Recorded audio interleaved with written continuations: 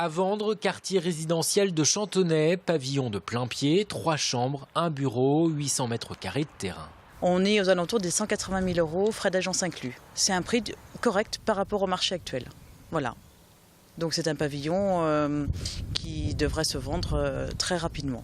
Des maisons à moins de 180 000 €, c'est actuellement le type de bien le plus recherché. Cette agence peine presque à satisfaire les demandes.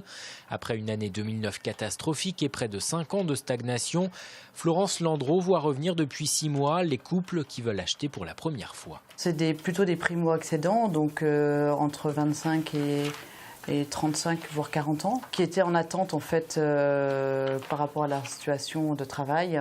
Et puis, par rapport à la conjoncture actuelle, plutôt, enfin 2014 qui était plutôt morose. Et voilà, avec la baisse des taux d'intérêt, les clients se lancent plus facilement. Mais la reprise ne se constate pas partout. Les maisons anciennes peinent à se vendre à La Roche-sur-Yon. À Luçon, à Cugand, les prix ont chuté de 10 à 15% l'an dernier.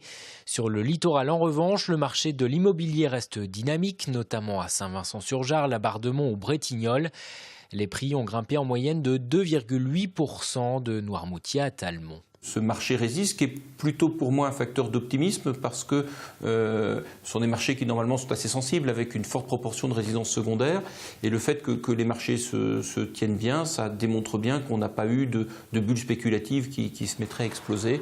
Selon la Chambre des notaires de Vendée, la reprise pour le marché de l'immobilier, ce sera véritablement en 2016, notamment dans le secteur de la construction neuve.